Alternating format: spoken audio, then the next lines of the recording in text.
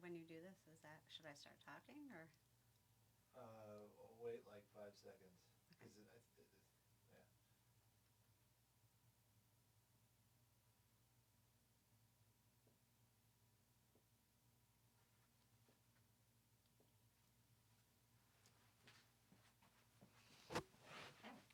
Should I start talking now? Yeah, go ahead. Hi, I'm Erin Jensen. Bring that mic up to you. All the way. Yeah, there you go. How's that? We probably should have tested this all before you. Well, that's all right. See how my mic? Yeah, do it. Don't be afraid of it. I hate my voice. I am the author of Benevolent, and I am also a huge Supernatural fan, which is why I wrote this book inspired by the character Castiel.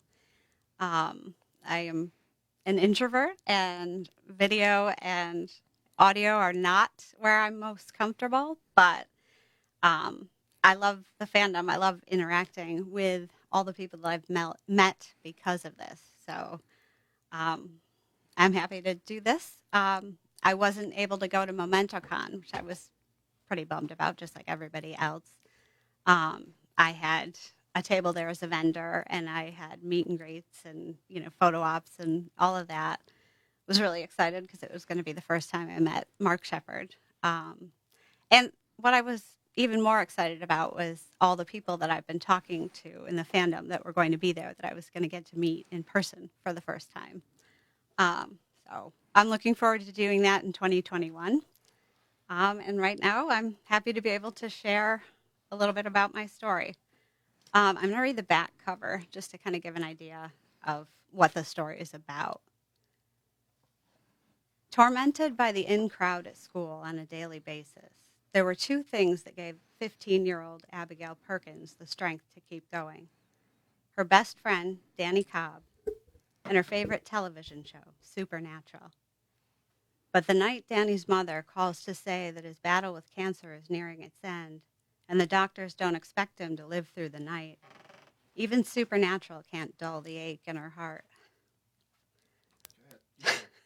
Devastated by her impending loss, and crushed that Danny's mother won't allow her to visit him one last time, Abigail crawls into bed and cries herself to sleep that night. And she wakes to find Supernatural's most endearing angel standing at the foot of her bed. Told from Abigail's perspective, as she nears the end of her long life and revisits the moments that defined it, this story was inspired by the deep connection that Supernatural fans feel with the show's beloved characters and the show's miraculous ability to help its fans through troubled times. I also want to mention 100% of the proceeds from this book go to Random Acts. And because I hate this so much, I roped my good friend Scott Fitzgerald into joining me because I figured it would be a little bit easier if I brought my guardian angel along. Scott produced my audiobook, which actually was just released this week, the audiobook version of Benevolent. He also does the voice of Abigail's guardian angel, who appears to her in the form of Castiel.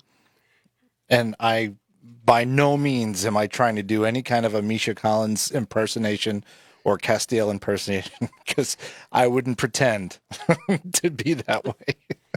So normally when I do a reading or share a chapter, you can go to my website, ErinAJensen.com. There's a whole page dedicated to Benevolent.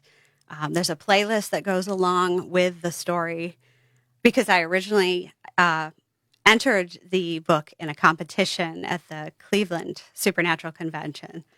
The Giving Back Tour had a creative quest, and the theme was rock and roll because of the Rock and Roll Hall of Fame. So I kind of reworked the couple of chapters I already had written at that point to fit that theme. So each chapter is a song from a playlist that Abigail's friend makes for her. And I listened to that song on repeat as I wrote that chapter. And there's a link to the song the playlist on my website, so you can read it the same way that I wrote it. I normally share the beginning chapter where Abigail's guardian angel first appears to her, but I thought I'd share something a little different this time. So these are a couple of chapters from the beginning of the book.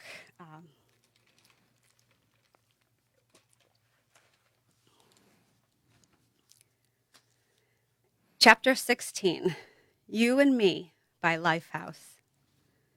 Castiel and I were sitting on a blanket on the rooftop of my apartment building. The sun was just beginning to sink toward the horizon, melting the sky in its path in a glorious wash of colors, as You and Me by Lifehouse wafted from the wireless speaker we'd propped in front of the door. Castiel shook his head as he watched me spread out the wide array of treats that we'd lugged up to the roof. I'd left the apartment at the crack of dawn that morning, just long enough to stock up on all the foods that I would want if I only had 3 days on Earth. I selected a perfectly ripened strawberry from the plastic container on the blanket in front of me, and Castiel eyed me warily as I held it out to him. I am still not sure what the point of this is. You said you wanted memories of human sensations to take back to the spiritual plane with you, I replied with a playful smirk. Taste is a powerful sensation for us humans. Just try a bite. He narrowed his eyes at the suspicious piece of fruit as he took it from my hand. I suppose, if you insist. I do insist, I whispered. Just trust me. I held my breath as I watched his teeth sink into the berry in question. Cramming a whole lifetime's worth of memories into a few short days was no easy task, and I really didn't want to disappoint him. A thin trickle of berry juice dripped from his bottom lip, and he wiped it away with his free hand as he closed his eyes, savoring the fruit in his mouth as if he had all the time in the world to finish it. As he swallowed the first bite of food that he'd ever eaten, he opened his eyes and met my expectant gaze with an expression that I couldn't quite decipher. I can't read you, I muttered. Did you like it? A wide grin spread across his face as he nodded. I had no idea that flavors could be so intense. I wasn't sure whether I should deflate at his sarcastic jab or beam with pride over my successful choice. Are you messing with me? No. He muttered, pausing mid-sentence to pop the rest of the berry in his mouth before adding. I mean it. I picked up the box of assorted chocolates sitting beside the storage crate that we'd used to lug all our picnic supplies up to the roof. If you think that's good, I murmured as I opened the box and held it out to him so he could choose a piece of chocolate, then you should try one of these. He studied the contents for several seconds before selecting a round piece of dark chocolate from the center of the box. As he bit into it, a hushed groan rumbled deep in his throat. I watched him chew the chocolate slowly and deliberately, with a rapturous glint in his eyes, and a triumphant grin spread across my face as I selected a chocolate for myself and sat the box down between us. Even better than the strawberry? I never truly grasped the meaning of the word delicious until just now. He muttered with a nod. Good, I whispered. I'm glad you like the food. I was afraid you might not be able to taste it like I do. A knowing grin tugged at the corners of his mouth as he selected another piece of chocolate from the box. You were worried it might all just taste like molecules?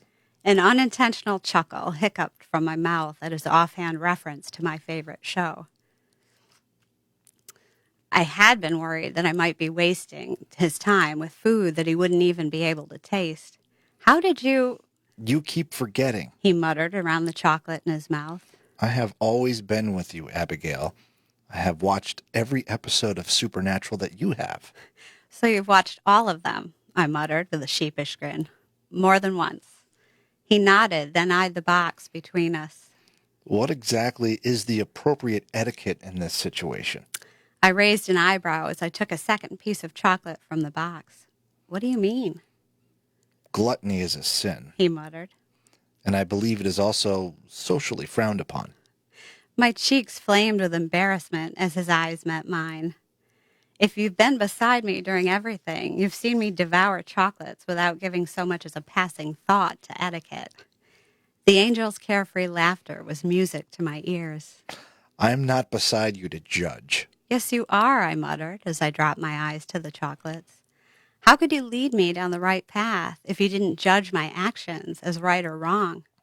He grinned at me as I looked back up at him. I do not believe any soul was ever denied access to heaven for eating too many helpings of dessert. I frowned at him with mock frustration. Didn't you just say that gluttony was a sin? He let out another chuckle. Gluttony implies an excess that I do not believe you are capable of. I don't know why we're even debating this, I muttered. Eat the whole box. I bought them for you. I can get another box for myself after. The music seemed to swell as my voice trailed off, unable to finish the sentence. I turned toward the sky to hide the tears that filled my eyes. The sun was almost gone now, and the sunset it had left in its wake was more brilliant than any I'd ever witnessed before. Another day with my angel was coming to a close. The day after tomorrow would be the last of them. 2 more sunsets didn't seem like nearly enough. I turned back to Castiel. That ancient sorrow that had darkened his eyes while he was sharing his story with me stared back at me from the infinite depths of his angelic eyes. Was it possible that he was just as heartbroken that our time together was coming to an end? I wanted to ask him to stay just a few more days, but I hadn't forgotten his words when I'd first asked him to stay. He was afraid that the longer he stayed with me like this, the harder it would be for him to leave. Please don't go. The silent plea teetered on the tip of my tongue, begging to be spoken. But I couldn't say it out loud. I had vowed to do everything I could to help him earn his place back in heaven. Still, I couldn't stop the thought from screaming inside my head. Please don't leave me here alone. I wasn't ready to let him go, and I wasn't sure how I would manage to go on living after he left me. Time seemed to stop as we sat there staring into each other's eyes. He didn't want to leave. I could see it in his eyes. The longing for more time, the heartache that flared at the thought of our time together coming to an end. A tear slid down my cheek as I forced a smile. Could you guide me down a path that leads to heaven sooner? That is not how it works. He replied in a hoarse whisper. You must use all the time you are given to make a difference in the lives of others. My eyes drifted to the darkening sky as I muttered, I could still do that if you stayed here with me. I wish I could, He whispered. but that is not how it's done. It could be. My voice trailed off as I met his eyes and watched them darken a bit more. No, He whispered. that path would not lead to heaven. I already told you, I croaked as I blinked back my tears. For as long as you're with me, heaven is right here on earth. The music swelled, filling the silence that lingered between us as the last traces of light disappeared from the sky.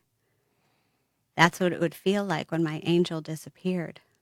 All of the light in my world would vanish right along with him, and I'd be alone in the dark. Let's take a break and see if anybody has any questions. Questions? Except that I'm kind of, my phone decided to log out. And now I can't find the... I was looking at it. If there aren't any questions, I can read another. My voice trailed off. Now I thought I had it on silent. You can listen to myself. Okay. Hey, it says you're watching. There's no questions that I can see right now. Oh, Memento was sad, Andrea. Turn the volume Melissa, down. I have it on. I thought I had it on. You have to turn the volume Okay, down. sorry. Technical difficulties. That's why he's here. I'm not super tech savvy. Thank you so much, Andrea. Sweet story. Melissa says, I'm going to cry. So I guess we'll read one more chapter after I take a drink of water.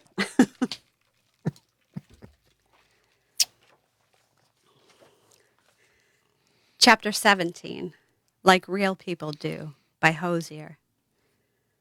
We sat on my living room floor, on opposite sides of the coffee table, as hosiers, like real people do, wafted from the speaker across the room.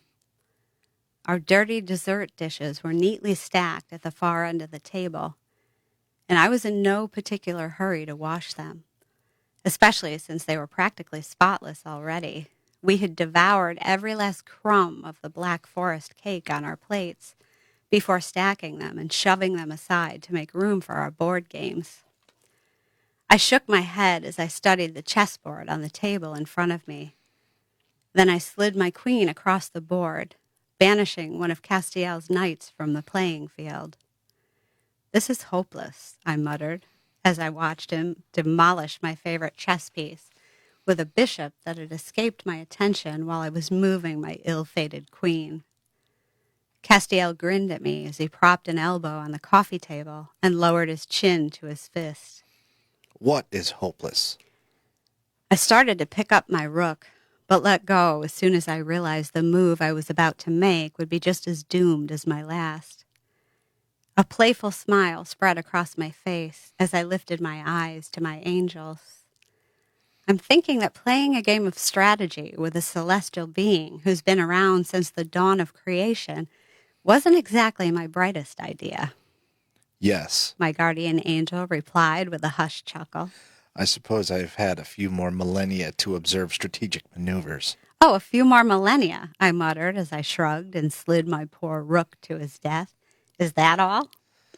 You weren't thrilled with the outcome of our trivia game, Castiel mused. and now you are unhappy playing chess. What would you like to try next?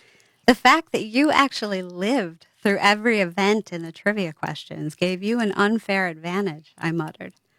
"But I never said I wasn't happy. As long as I'm spending time with you, I'd be happy doing just about anything." He lifted his chin from his fist and lowered his hand to rest on top of mine, with a smile that was every bit as warm as his touch. I feel the same way about spending time with you, Abigail. My cheeks bloomed with heat as I pushed the chessboard toward our dirty dishes with my free hand. "Let's not drag this game out. You win. So what should we do now?" I leave that choice up to you. He replied in a gruff whisper. I nodded and let the music fill the void as we both fell silent. When the silence began to feel too heavy, I let out a sigh and whispered, "Can I ask you a small question?" Castiel's brow furrowed with interest as he murmured. Of course. I glanced down at his hand, resting on top of mine. "What am I supposed to be doing with my life?" That's no small question. He replied in a hushed tone. It is not my place to determine your path. "But it is your place to guide me in the right direction," I muttered as I looked up at him. "What's the difference?" I can encourage you to make adjustments to your present course, and I can point out the paths ahead that would be wise to avoid. A hint of regret crept into his gruff tone as he added, But I cannot tell you what to do with your life. Those choices are entirely up to you. "I'm not exactly brave or outgoing or even confident for that matter," I muttered as I lowered my gaze to the coffee table. "So how am I supposed to help others and make this world a better place when just the thought of putting myself out there terrifies me?" Why does that terrify you? He asked in a guttural whisper that beckoned me to look up and meet his gaze. "Because going out on a limb like that is risking rejection, and I don't handle rejection very well," I muttered in a hoarse whisper. "It brings back too many painful memories." Hosier's hypnotic voice seemed to grow louder as my voice trailed off, heightening the melancholy mood during the brief silence that followed my words. After a moment, Castiel cleared his throat. You shouldn't view your fear of rejection as a weakness. It is one of your greatest strengths. A humorless chuckle erupted from my throat. How on earth is my crippling fear of being rejected a strength? A smile of adoration tugged at the corners of his mouth. Painful as it was, all of the suffering that you endured helped to shape you into the empathetic individual you are today. There are so many souls in this world who are struggling just to make it through one more day. Many of them have been hurt and have suffered through grievous injustice, and they fear rejection just as you. The smallest gesture of kindness can often have a profound impact on such a struggling individual's life. But I wouldn't have a clue what small gesture to make, I muttered with a shake of my head. Trust me. He whispered. When those opportunities present themselves, you will know what to do. How can you be so sure? A sympathetic smile spread across my angel's face as he gave my hand a comforting squeeze, filling me with warmth. In those disconcerting moments, when you witness something that doesn't seem right and you feel as if you should step in to help, trust that quiet voice inside your head. It will always steer you in the right direction. That voice, I muttered, pausing to swallow the lump in my throat. It's you, isn't it? I am always beside you, Abigail. He replied with a nod. Nudging you in the right direction during those pivotal moments is what I was placed here to do. Unable to voice the plea that was poised on the tip of my tongue, I nodded and turned my attention to the window. The sky was beginning to darken. We should go up to the roof to watch the sunset again. You seemed to enjoy doing that yesterday. I have overseen countless sunsets since I witnessed the first of them at the dawn of creation. He murmured as he touched my cheek. But watching the sunset with you yesterday was an altogether different experience. If you've always been beside me, I muttered, then you've seen plenty of sunsets with me already, haven't you? Yes. He replied. But viewing daylight's end through human eyes, as you viewed it, was what made that particular sunset extraordinary. The wonder in your eyes was far more magnificent than any sunset could ever be. I opened my mouth, then shut it without saying a word, because I couldn't voice the only response that sprang to mind. Please don't leave me tomorrow. Stay here with me. His eyes darkened as he shook his head, almost as if he knew what I wanted to say. I would if I could, a voice inside my head whispered. I wanted to believe that those were his words, but more likely than not, it was just wishful thinking on my part. How was I supposed to follow him down the right path if I had no way of telling which thoughts came from him and which were nothing more than figments of my imagination? I shook those thoughts from my head as I hopped up to grab my cell phone and portable speaker, while Castiel grabbed the blanket we'd brought up to the roof the night before. There were no words for what I was feeling, at least none that I could voice. We made our way up to the rooftop in silence, both of us lost in our own thoughts, as we propped the door open with my portable speaker and sat down on the blanket that Castiel spread out for us. A gentle breeze whispered through the crisp evening air as hosiers, like real people do, played from my wireless speaker. And I couldn't tell whether it was Hosier's hauntingly beautiful melody or the night air that sent a shiver down my spine. Castiel slid closer to me and wrapped an arm around my shoulders, chasing away the chill with his warmth. I dropped my head to his shoulder, and together we watched the sunset drench the darkening sky in the most beautiful array of colors that I had ever witnessed. It felt as if even the sky knew this sunset was almost our last. As stupid a thought as it was, a tear slid down my cheek as an unbearable ache seared my heart. One more sunset, and my angel would vanish along with the sun. Oh. Could feel that. Could feel that, I don't know, that Heartbreak? that heartbreak. Yeah, that heartbreak.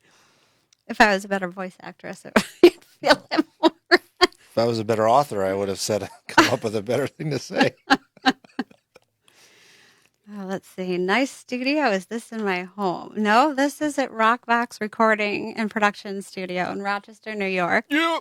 This is Scott Fitzgerald studio. This is where the audiobook was produced. Not in this particular room, but let's see. James Peters says, sounds great. Thank you. Penny's watching. Hi, Penny. Penny, I absolutely love the picture that you brought to Wegmans for me yesterday. I was telling you about that earlier. I am also the author of a series called the Dreamwater series, a fantasy series. I was actually halfway through writing the fourth book in the series, but watching Supernatural during my downtime.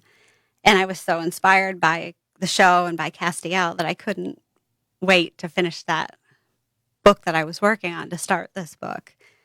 Anyway, Penny has read all my books, and she made this absolutely gorgeous picture for me of the cover of my book, Dreamwaters, that she gave to me yesterday. So thank you so much for that. That was amazing. Let's see. Andrea says, so sad. Your reading is great. Thank you. You're too kind. James says the reading was great. And Melissa, you just broke my heart. Well, thank you. I guess that's a good thing. That means I wrote it well.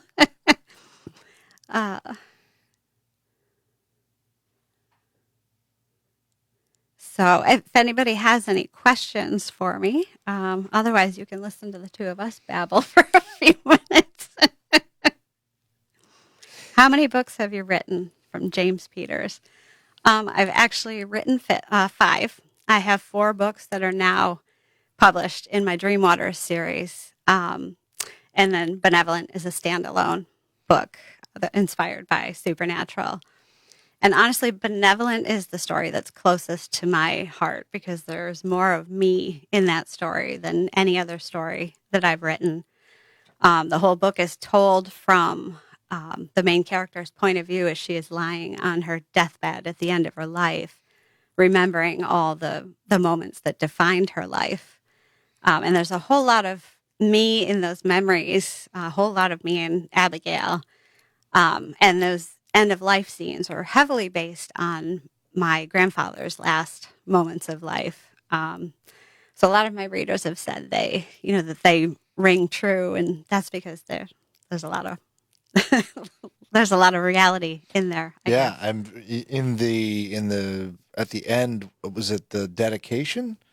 Was it a dedication that when you were reading that in the studio, we actually had to go back and read it again because you were unable to make it through because of the emotion. So, and that was one thing that I really enjoyed recording the book was that, well, first of all, I was the first person that got to listen to the audiobook.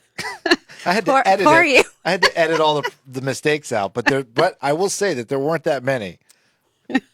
Thank you. You're too Because kind. you have to. I mean, you should be able to read your own words, right, without making mistakes. You would think. Well, yeah, I know the story pretty well. I've read through it a lot. The story pretty well. Yeah, that's true. But I did get a lot of. There was a lot of times where I actually forgot that we were recording an audiobook because I'm just so absorbed in the story and listening to Erin read her words that I was. Then she would be like, oh, that's right, we're recording something. That's, but. I just wanted to throw that in. It was a pretty interesting experience for me. Thank you. Yeah, that last chapter, because again, it is extremely, similar to, I sat there and held my grandpa's hand when he took his last breath. So there's a lot of emotion behind that. I can't ever read through it without getting choked up. In fact, I remember you looking at me afterwards and going, "Are you okay?" I can talk about it, but sitting there and reading it out loud was like, putting myself right back in that situation. It was incredibly emotional to me. So the emotion in the book is real because it's me. It's based on my stories. And I had to read the dedication right after that. And I remember saying, "Give me just a minute." Yeah. And I did it, but very tearily. So I do sound a little teary in the credits at the end, but that's me. Ebony Star says, "Where is the best place to buy your books? Always looking for new books and new authors." Well, you can buy all my books on Amazon. The audiobook was just released the audiobook for Benevolent was just released on Amazon this week, actually, after a long wait. You can also go to my website, ErinAJensen.com. If you want it to be a little bit more like an actual convention, you can buy autographed copies of the books directly from me. I'm happy to personalize them. Do that. I got a personalized copy from March 19th, 2019 was when we first met about recording Benevolent. Yes, we're both on the audiobook. Yes. You want to tell the story about how I became the voice? I read the entire thing with myself doing the voice of Castiel. And as you can imagine, my gruff, deep, sexy man voice is not... That's about as manly as I sound right now. I think you said I sounded like an angry woman. And it's sounded funny. very funny. My husband actually came along to just the very first day of recording. So I never actually heard myself when, playing the recording back. But every time I would mention, Scott said that he would be willing to do the voice of Castiel. My husband would say, yes, do that. Do that. Do that. Trust me. So I think your deep, sexy man voice is a little better than mine. I don't know about the sexy part. I don't even have a deep, sexy woman voice. So. Let's see. But it's kind of interesting because it wasn't. I did use the Castiel character as an influence because he's from what I remember of the show. Now we talked about that this word. That word has another meaning for the supernatural fan. What? Don't use the word influence. Influence? Oh, yeah. See, I'm not in the loop. Go and search Misha Collins and Jared Padalecki and influence on YouTube, and you'll never use that word. Okay. Anyway, sorry. Okay. You were saying I don't know. Castiel had an influence on you. I'm afraid of what my vocabulary would really means in the supernatural family. So Castiel influenced your yes. His Misha Collins is Andrea laughing emojis. Yep, see, the people watching know what I'm talking about. I remember from the show that he had a very deadpan way of delivering his lines. Yeah. And I tried to do that in a way without actually sounding like I was trying to mimic what he did in the show. Sorry, Andrea just said influence has its own meaning in the fandom. Yeah. I just learned the hard way. hard You have to go watch that afterwards. And everyone watching is laughing because they all know exactly what it means. Anyway, let's see. Sorry, go off topic there. Ebony Star says, I don't know if you've discussed this already, but what was your journey to becoming an author? Oh, gosh. I started, I forget exactly how many years I've been doing this now. I blank when someone asked me a question. I forget the exact number of years, but I haven't been writing, maybe 6 or 7. It was actually a book I was reading called A Purpose-Driven Life, which is funny because in the story... I've heard about that book. It's an excellent book. And in there's a part about that suggests that we all have hidden talents that we are unaware of. And it suggests trying new things to discover what your talents are. And I can't really even explain why, but my takeaway from that was, I think I want to try writing a book. And I kind of, put that thought aside and happened to mention it to my husband one day, and I kind of followed it up with, oh, but who does that? And he said, well, you do. And, he's was incredibly supportive. Had you done any creative writing before that time? I mean, short stories, poetry that, pretty much nobody saw, when I was in college. So writing was something that you did that you just hadn't messed around with for a while. I'd never written anything quite that long, but And so it was still lurking around in there somewhere. Chris Jensen, my husband, just commented 2016. That wasn't anyway.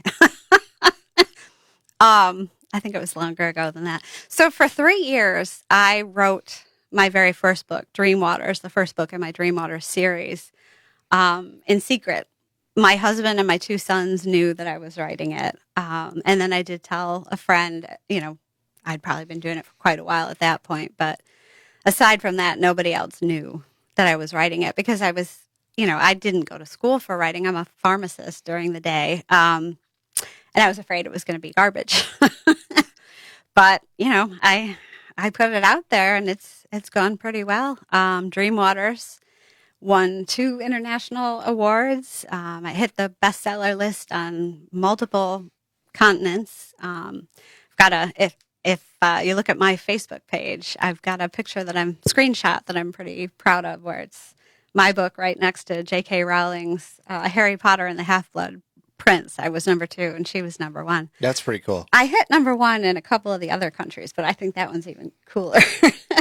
Just seeing my, Sure, my book sure. next to hers. When did you finish the first Dream Waters? So this is why my husband's commenting 2016. I honestly don't remember exactly. I'd have to go back, and of course, I don't have that book with me. Maybe he's. I have them in the other room. Do you want me to go get one? Sure, go ahead. Then I just have to babble and talk about myself. Oh, Ebony Star says I have that book. Awesome, thank you. Yep, and Melissa says Rick Warren wrote The Purpose-Driven Life. That was, I always forget the name of the author, but it was a great book. Let's see. Ebony says, what writers have influenced... Ebony says, what writer... You're going to have to watch that, YouTube. What writers have influenced you in the non-Misha Jared way? In your writing. He's over there searching what the heck this is. Oh, my phone's going to die, too. Oh, James, thank you for commenting. I'll be right Sorry, it was published in 2016. Okay, so that answers that. Anyway, if you're looking for it, this is Dream Waters. Oh, he has an older version that doesn't have the little bronze medal sticker on there, which I'm kind of proud of. And then Dream World is the second. Dream Sight, and I don't think he has a copy of the 4th one, which actually was recently released. Sadly, I couldn't do a bunch of live events and signings like I normally do because of, public gatherings aren't really allowed right now. So this is amazing, especially since my audiobook just came out. This is the closest I can get to getting to talk to, my fellow Supernatural family members in person. So it's pretty great. Let's see. I can't wait to get a text from Scott after he watches that the influence. I just said I can't wait to get a text from you after you watch the. Oh, I'm going to watch it right now. You're going to see my my reaction to this whole. It's kind of long, but. Oh, is it? All right. Well, a little then bit. I won't watch it. Definitely worth watching. Well, you go ahead. Talk amongst yourselves. I'm going to be watching well, videos. that means nobody else has any questions for me, so that means I just have to babble. Let's see. What else can I talk about? What do I search? Just search Misha Collins, Jared Padalecki, and influence. Just influence. It's from a Supernatural convention, but okay. Influence ought to do. He's got the earbuds in. He's listening to it right now, folks. So, and he will never use that word again. Let's see. What writers have? Sorry, I got sidetracked with Ebony with the word influence in your question. What you said was, what writers have influenced in the non-Misha Jared way? Have influenced me in your writing. I was going to make a comment, but I won't.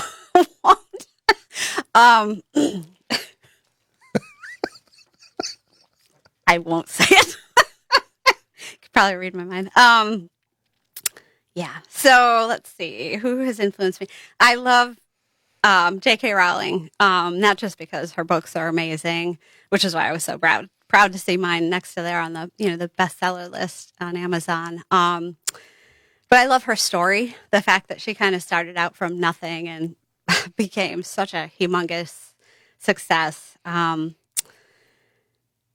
gosh, Stephanie Myers. No, I'm sorry. I blank when you put me on the spot. It's not good for a Q&A. I know. You gotta get used to doing that. You just watch your influence. I'm not gonna. I looked and the video is like 20 minutes long. I told I'm not you gonna it's watch long. it now. I can't wait to get a text from you after you watch it, though. Let's see. Ebony says, well, that should be interesting if you watch it now. Oh, Ebony wants you to watch it now, Scott. Just watch a little, and you will. That you just have to watch the beginning. These earbuds are so I can monitor the sound for this whole thing, not my phone. So it won't work. Sorry. Andrea says this is awesome. Thank you. And let's see. Ebony says, look up Misha, Jared, Jib. That was the convention. Come on, just watch like a couple. The people want to see your reaction to this.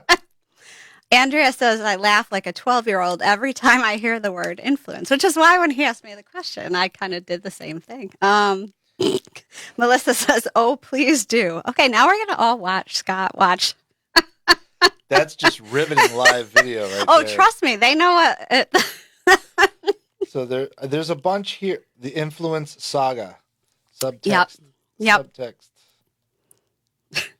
La, la, la, la. Okay, let's see. What else?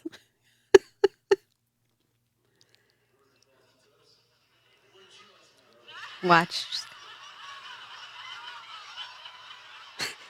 Melissa, yes, we do. What?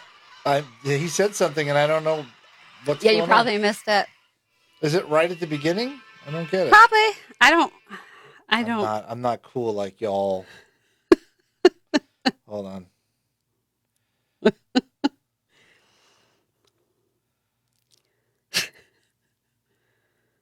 Anyway. What can I talk about while he's watching that? Oh. Why does it start with part 2? I don't know. What kind of thing you got me into here? Now everyone is staring at Scott, Melissa said. We're all staring at you. There's a lot of videos that have to do He did not realize the things he was going to learn on this today. I don't know which one to... All right. One of you post the link. Post the link in the comments so I know which video to watch. There's a million videos, and they're all different lengths, and some Andrea of them say part 2. Andrea is watching it now. James has a question for me. You go watch your influence. I'm waiting for a link. Somebody post a link. Oh, now you're listening to me talk. Let's see. How many books are in the series? James, there are... Thank you for getting us off the influence topic. I have 4 books in the Dreamwater series that are out now. And I am actually writing book 5, which will be the final book, unless I decide to do more at a later point. So there will be 5 books in the series overall. Ebony says, have you started thinking about your next book? I have. In fact, I'm like distracted by him watching. Scott's going to leave the room and come back with a red face after he watches the video. So anyway, have you started thinking about your next book? I have. I actually started, every once in a while I need a break from the series because I've kind of been writing the same story essentially for a very long time. And I kind of want to watch, I'm watching him on the screen, walk away.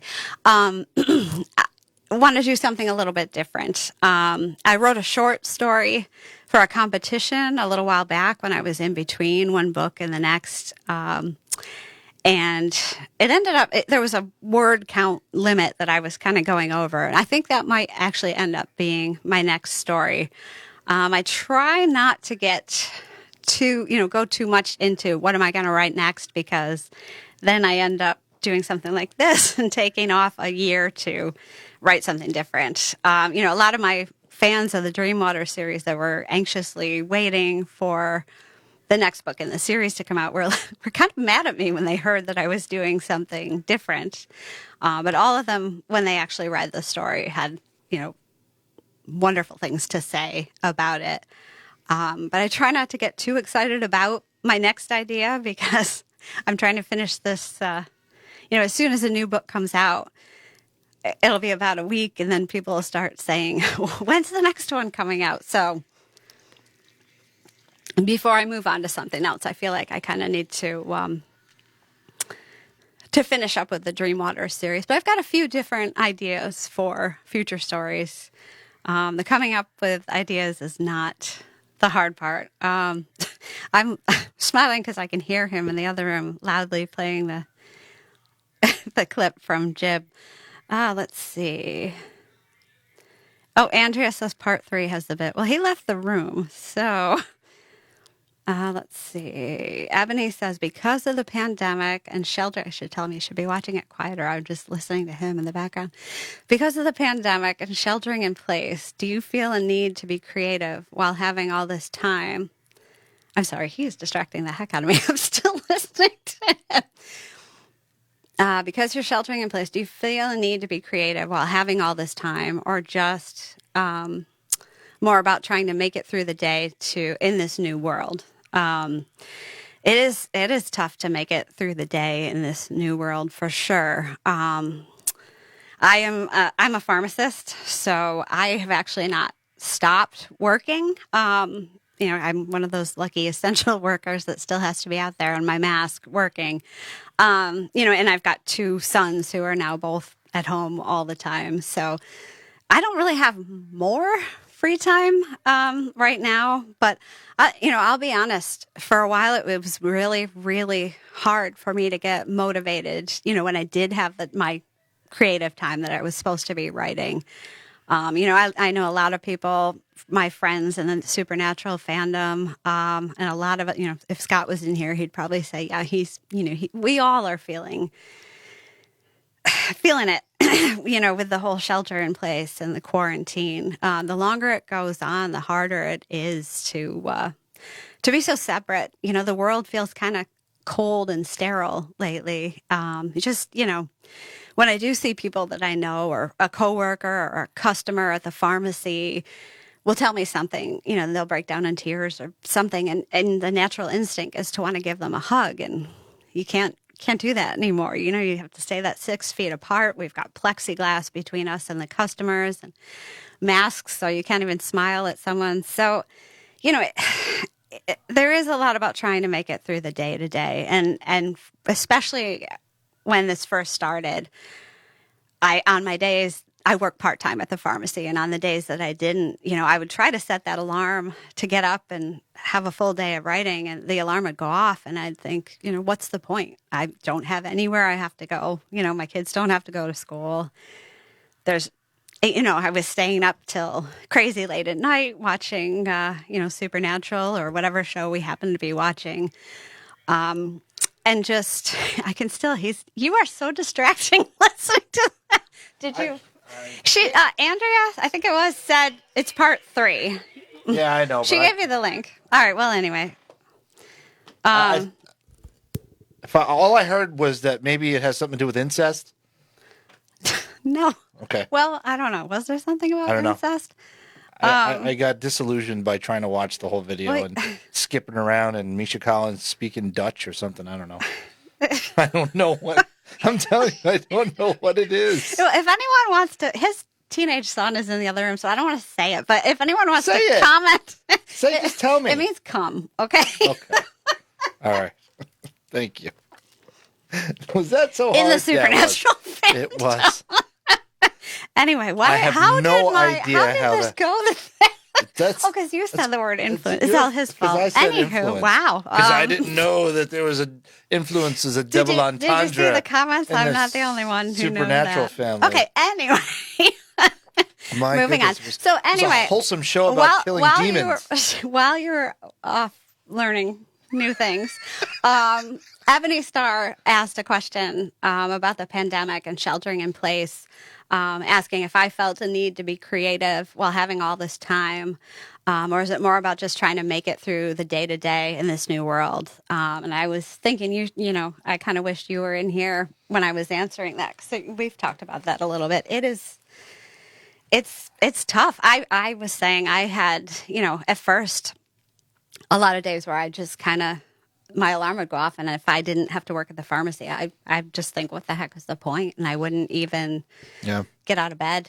My life didn't change as much as drastically as other people do. I do radio as my full-time job, and we were essential, which it's arguable whether or not what I do in the morning is essential. But Scott, you are an influence. Sorry, go on. I'm an influencer. So, and my wife works in healthcare, so she works at a hospital. So that was stressful enough. And so our lives didn't change. Like, we weren't stuck at home like a lot of people were. Yeah. But the kids are home all the time. Yeah. And their lives are turned upside down. Although my two sons are nocturnal now. I don't know about your kids. Oh yeah. Oh yeah. No, we've been trying to get them back. I'll wake up to go to work and they'll still be awake from the night before. My daughter has a hamster, and after a while the hamster's like, screw it, I'm turning in. So, and I have talked to so many people, that I am friends with in the fandom, that I know a lot of people are feeling it and having a rough time with this. I mean, and all the, I think in the welcome video yesterday, I was watching it and she was asking, what conventions, I don't know if you are familiar with the lingo, con is a convention. You probably could have figured that out. On like influence, I know which you had that to look much. up. And all these people were commenting about all the conventions that they have missed, which is, pretty, it's tough. All the fun things, vacations and this things time that of you year, had planned this time of year is when, people climb out of the woodwork anyway because of the weather, at least for all of us that are in the northern part of this country. Yeah.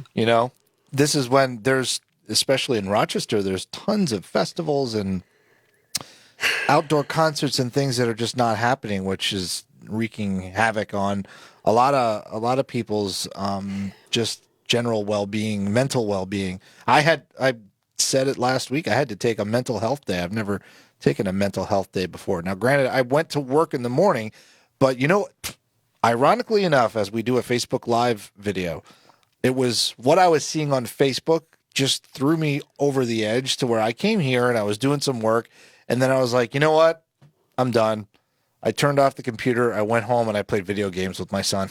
Sometimes and it was fun. And then I took a nap. Thing to do. But awesome. I was just thinking when you were saying everything on Facebook was kind of bringing you down, and I get that. Like at first, when I was having trouble even getting out of bed, all you would see was just and you'd see conflicting things and not even know what was true and what to believe.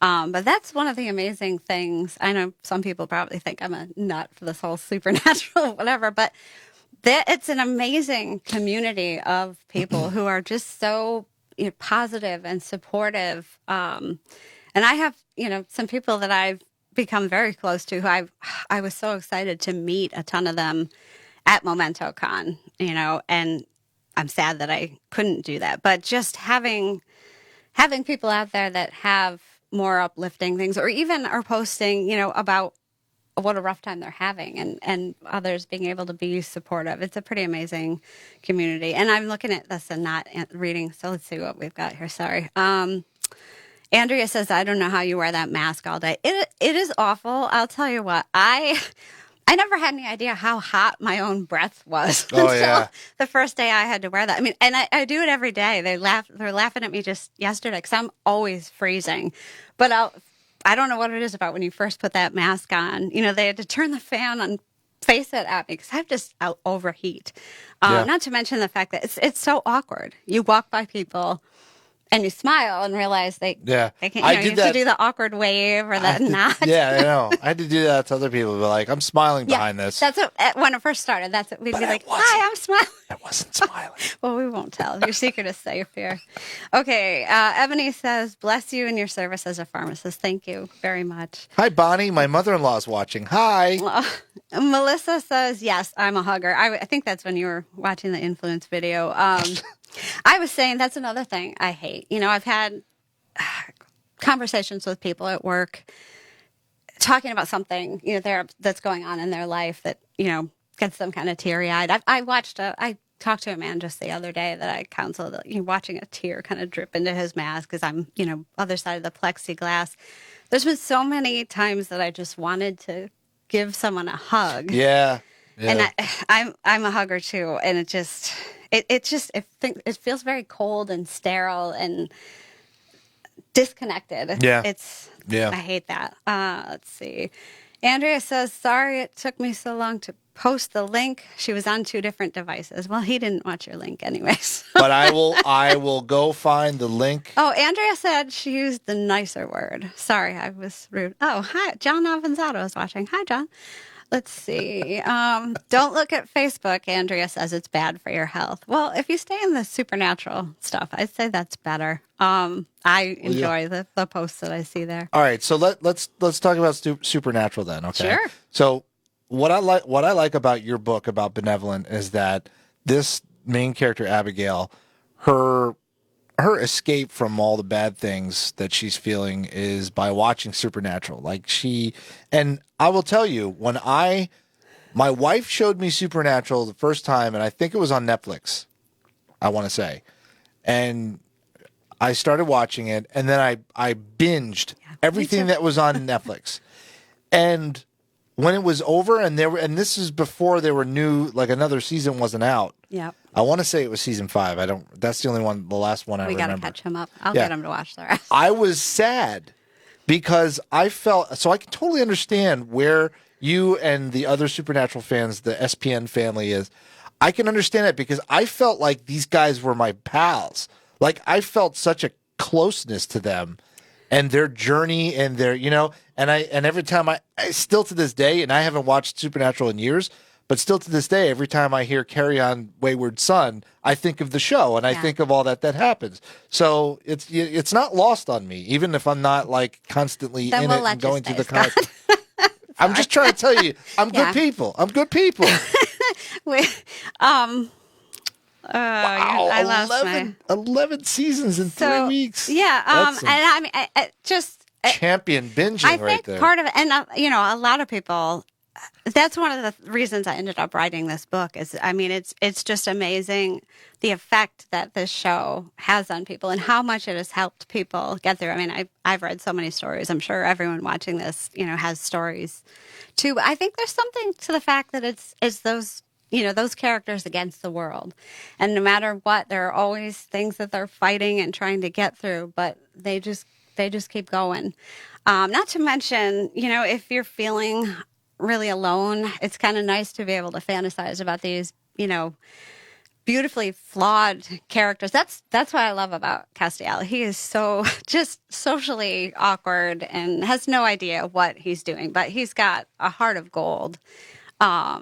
And just, would do anything for the people he loves. And God, what better person, to have. Yeah, exactly. Who wouldn't want a Castiel in their life? Let's see. Don't look at Facebook. It's bad for your health. I think I read that already. Ebony says, I feel that I've had to take breaks from social media because it was too much and affecting my mood. It's true. I definitely did the same. I have unfollowed so many people. I haven't unfriended them yet because I figure, hey, everybody's going through some bad time, and this is either bringing out the best or the worst in people. And that doesn't make you a bad person if it's turning you into someone who's not really nice right now, because we're all going through some tough stuff. And people react to it in different So it's ways. like, all right, I'm going to unfollow you because I don't really want to see all this like negative stuff, but maybe I'll reconnect at some other time. Yeah. How you doing? Oh, okay. Still nasty. All right. Bye-bye. Ebony has a question for both of us. What is the first thing you both look forward to doing once the shelter in place is over? Oh gosh, there's so many things that being able to hug. How about that? But I mean, I can't wait to go to another convention, just to be able to go to the movies. Be able to get together with my family. I mean, we've had gatherings with, we go visit my parents, and I feel like they're on a little stage. They sit on the little top step of the porch there. We all bring our own chair and bags, and we all sit like 6 feet apart from, with our own family we live with. And I can't wait to be able to actually get together with my family. All my family. Yeah. For me, I don't have any one specific thing that I'm looking forward to except for just everything going back to the way it was. Oh my gosh, yes. Not wearing a mask. How about that? I can't wait to not have to wear that mask. Although, sadly, I think that's going to be around for a while. Yeah, restaurants, family, picnic, conventions. Andrea says the mask is that much worse when you wear glasses. I know. Fogged up. I wear them just to read, which I was talking to Scott when I got here. I'm too vain to wear them here, so I'm going blind in the distance. But I do, I'll put them on just to see like little print when I'm at work, and it instantly fogs up. So I definitely feel your pain. And a lot of the people in the pharmacy wear glasses. I've heard shaving cream actually helps to keep them from fogging up, but yeah, there's a lot of people walking around blind, I guess. And some of my coworkers that it's the distance, they just don't wear their glasses because they just can't. So I feel your pain, Andrea. Let's see. Andrea says, I haven't touched another human in 2 months and it's hard. Andrea, that breaks my heart. And I just wish I could reach through the computer and give you a hug. Yeah. That's definitely deserving of a big hug. It's incredibly hard. And I want to just put this out there right now. I love interacting with all of my Supernatural family. Any of you who are not Facebook friends with me, any friend request I get from someone whose name either is partly the name of a character or an actor from the show, or who has like any sort of, if you have a Supernatural post anywhere in your feed, I will accept your friend request because you're family. So I will happily, talk to any of you who need somebody to talk to. And I've got my husband and my 2 sons at home. My 2 sons are teenage and 16 and 20. So I hug them, but they're not huge on wanting. So your son's a hug. the same age as mine. Yeah. When does he turn 17? September. Oh, okay. So it's just a couple of months younger than Sean. But I feel that no human connection would be tough. Supernatural, and then Andrea says Supernatural was a lifesaver for me. And honestly, there have been so many times, like, I'll be bummed because my husband and sons will go for a camping trip and I'm just home by myself just for that little amount of time. And it is like hanging out with friends. You can just kind of lose yourself in that show. Supernatural is a lifesaver for a lot of people. Andrea says, I binged 11 seasons in 3 weeks. Yeah. You're definitely not alone. I binge watched the last couple seasons I've watched when they were on, but for a while that was all we watched. How can I watch them now? Netflix. They're all on Netflix, except the current season. So they're still going on. It hasn't ended. It's still going on. I forget. Somebody can probably comment and say this. I forget how many episodes season 11 away. Or something? No. You're going to make me look like a bad fan because I told you put me on the spot and I blanked. This is season. I'm sorry. I should know. Anyway, why are you trying to make me look? I'm not trying to do anything. Anyway, the final season. Luck. I want to say 16, but is it 14? My God. You don't have to know every relax. You're putting too much pressure on yourself. Well, anyway. Do you know what the show's about? Do you know who the people are? I for sure. You're good. Yes, I know what influence means. But I know more than you. No, I know what it means now. And then somebody asked me who has influenced your writing other than the Misha, Jared, and my mind went places that I'm not going to comment on. But anyway. I forgot what I was saying. The final season. They had to stop production. Right, yeah. Because of what's going on. So they're actually going to do the rest of the season in the fall. So we won't get to see it but that means it's not over. I was wondering if it affected. So yeah. Just a little background about me. I'm also a filmmaker and I was producing a movie that we shot here in Rochester. And we wrapped on Friday, March 13th. The day that pretty much everything really started closing up. And we were looking on our phones, seeing that productions all around the country were shutting down. We had on our set, because the movie's called Bottom Feeders, and we had Jeremy London, who you might remember from Mallrats and Party of Five. And he goes to a lot of different Comic Cons too. And we had him in town, and I couldn't believe that we got our film shot and got him on a plane back to where he lives before, before they stopped air travel and stuff like that. it was crazy. So I was wondering if Supernatural, if the production was. I shut down. remember watching, I forget what radio or television station you had the interview on. Was Oh, it the Channel day 13, that you were filming with him? It was and I remember them asking something about when it was going to be on. Or something. I just remember your comment being if movie theaters are still a thing. I was like, oh, it's just I miss movie theaters. Interestingly enough, we shot a bunch of scenes in the movie theater. And the owner of the movie theater liked the idea of the film and said, when it's done, send me a copy. And if I like it, I'll put it in all the movie theaters around. He's got like 60 movie theaters around New York State.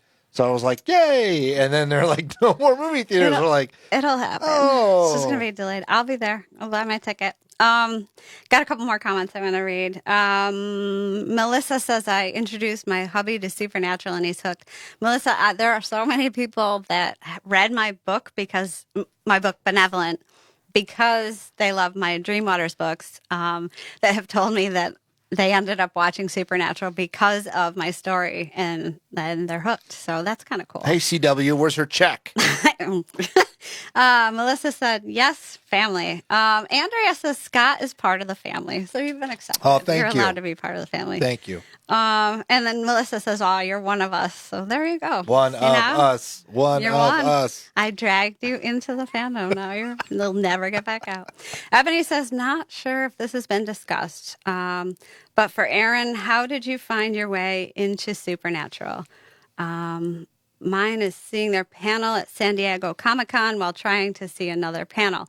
I started watching it because my husband and son started watching it. At first, that first season was a lot more like ghost story-ish. And I was one of those people, I've kind of changed maybe because of Supernatural and Walking Dead, but I didn't like to watch scary things. And there are some episodes that are kind of scary. So at first I wasn't sure if I was going to like it. I got a lot of my coworkers hooked on it, but one of them has a young daughter, and she was saying, she tries to watch it when her daughter's not around because she's kind of little for it. And I don't know if you remember the episode with Bloody Mary. Yeah. But she said her daughter, she's like, she had been watching it. Oh, God. And she goes, it's time to go get ready for bed. She's like, I can't get ready for bed. I said, in her defense, I was afraid to look in a mirror after I watched that episode. So anyway, yeah, but I was hooked pretty and into it because it's an amazing show. The characters. Oh yeah, the characters are just so well, fleshed out. And I love. At first, it was a little less funny. I love the humor in it that kind of has become a part of it. And once Castiel had walked through those barn doors, that was it. It was all over. I remember that there was one that was like a turducken or something. What? There was one episode where he kept eating these burgers and he was loving the Yes. Oh, they were. And then but it was full of all that crud. It was like, oh, that one. I thought you were talking about the one. Okay. That's just what I remember. Where Castiel ended up eating the raw burger and he couldn't stop eating the burgers. That wasn't turducken. Anyway. I don't know. Andrea says I've unfollowed a lot. Like you, that was probably a comment to what you were saying. James says restaurants, family picnics, and conventions. Absolutely. I definitely miss all of those things. I'm right there with you. Ebony says, for me, I look forward to our local library being open and getting more books to read. Yeah, there's so many things to miss. Andrea says, I've met so many good people on social media and met a lot of them in real life. And that's one of the things that I was so excited about MomentoCon for. I mean, it'll still happen. I'm still excited. I'm even more excited because Misha Collins is going to be there next year. And Mark Shepard. I can't wait to meet Mark Shepard. I know. Sorry, my fangirl is showing. Hey, Misha, I texted you and, I was not very happy with the text I got back. I got a video that said, "Hey, Erin." So you did. I got farther That's than you did. That's pretty cool. Yeah. Let's see. Yeah. I've the Supernatural family. I've met a ton of them online. That I consider family. I was so excited to meet them, and I'm really excited to meet them. But you have to coming from Rochester, you have to go elsewhere? Like where do these? Well, MomentoCon was Pittsburgh. New Jersey, I did one in New Jersey. Cleveland, they're all over Because the country, all over the world. They're never going to slum it and come to RockCon. No. And that's why the ones I go to are ones that we can drive to because we have to load up all the books. I go as a vendor now, but I also go as a fan. I can't go and not have a seat so that I can go and watch the panel, put up the be back later set. Because who's going to be buying books when Jared and Jensen are up on stage? Anyway. Thinking about Jared and Jensen, I lost my train of thought. Sorry. Yeah, that would happen. But yeah, I still do the photo ops because they're fun. And I had 3 meet and greets that I'm very sad. I mean, excited because I'll still get to do them. I told my husband, because I was working the day that it's like kind of, you get there first, you get your spot at the meet and greet for MomentoCon. And I said, these are the 3 actors I want, in this order. Thinking, he'll get whatever when he can. And he got all 3. So nice. Which haven't happened yet. And I was very excited because a couple of the people that I talk to all the time also said they were going to be in those meet and greets, which was just as exciting. Kendra, I don't know if you are in this group. I'll have to tag you. But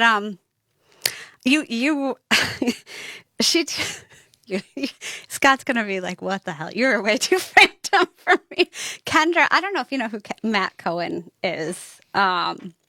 He played young John Winchester, their dad in the flashback episodes. Okay. If you've seen my post, I describe him as the prettiest man I've ever met.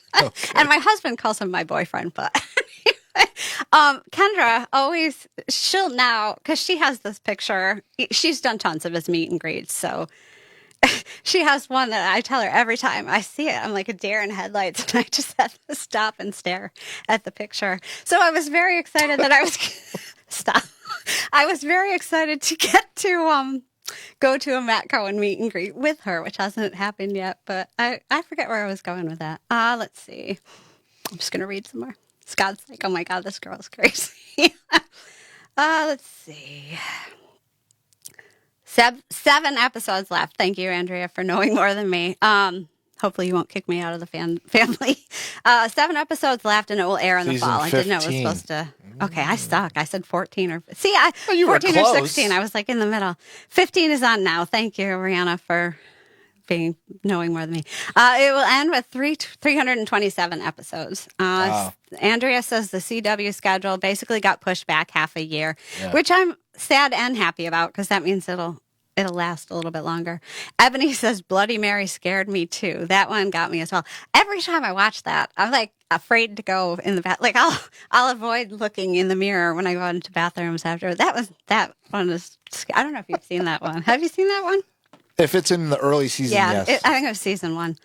Melissa said same for the first episode, and season 4 is my all-time favorite. Mine too, Melissa. I know some people think it was Death's entrance, but I think Castiel's entrance in his first. I don't know if you remember it, but I thought that was the best entrance of any character. So the whole episode, he was the first angel that was ever on the show. Yeah, and the whole episode, Dean, something pulled him out of hell, and they didn't know what, and everybody was all the demons, everybody was just absolutely terrified. I think I know a lot of people feel this way, but Castiel became a little more of a goofy, less powerful character later on, but he was badass when he first walked through those barn doors, and that was an awesome entrance. That is definitely, I've watched that one a lot of times. Let's see. See, he's laughing at me. We might have to kick him out of the family. I'm not laughing at you. I'm laughing near you. There's a difference. Ebony says, for Scott, tell us more about the movie that you were working on. Oh, Bottom Feeders. Bottom Feeders was written by Steve Miller, who's my partner here at Rockbox, and it's a story that he wrote a long time ago, and we were sitting around going, we got to make a movie before we're too old to do it and too bitter. And so he said, well, I have this script. And so he showed me the script, Bottom Feeders, and I thought it was hilarious. And we rewrote it and took like all the references to beepers and flip phones out because he wrote it a long time ago. And then we decided we were going to make it. We decided in 2016, at the end of 2016, that we were going to make it. and we started shooting it in September of 2019, and we wrapped in March of 2020.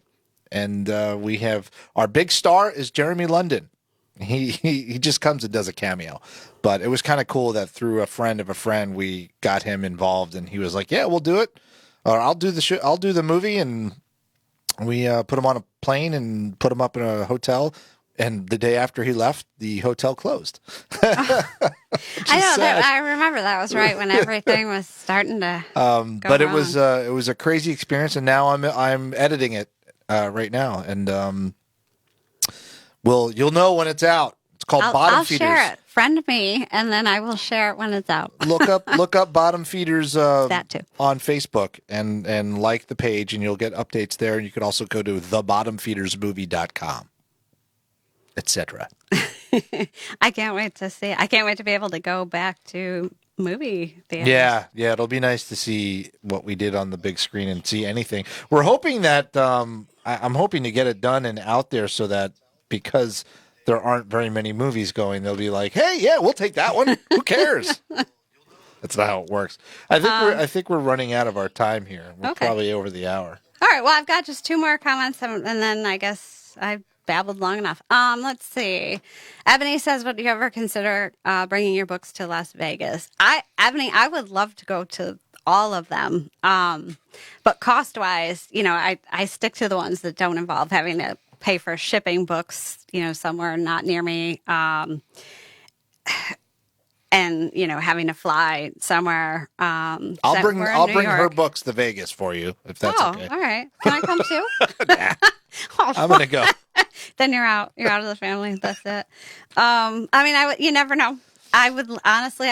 I'm at this point in time. I am still a pharmacist as well as a writer, but you never know what might happen in the future. And if I was more full-time author, I would love to be able to go to more conventions. And She'll that's be one there. of my what? You'll be there. Thank you. That is one of my favorite things. I love meeting, new people in the family, and I would absolutely love to go. Well, when we make Dream Waters into a movie, yep, it's going to be amazing, and you'll see the GoFundMe Indiegogo request for funds on that one, because we're going to get all of the big stars that you had in your mind. I have a Hey, Misha, you want to be in a movie? He could be in the Benevolent movie. I think he'd probably play Castiel pretty well. I think he'd have that part down. I'm thinking so. I think Warner Brothers would put the kibosh on that. Yeah. Unless, of course, they bought the property. If Warner Brothers decide, Warner Brothers, here's an intellectual, this is IP that you want right now, Warner Brothers.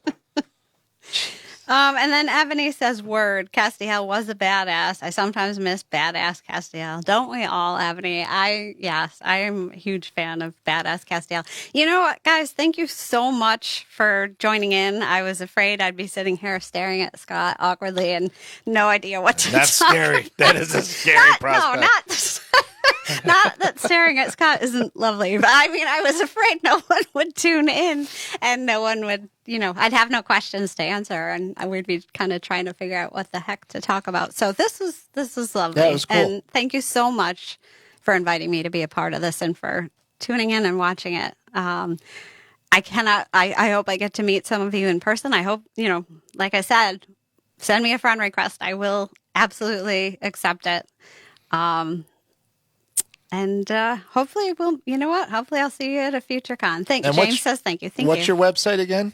ErinAJensen.com. ErinAJensen.com. Yeah. There you go.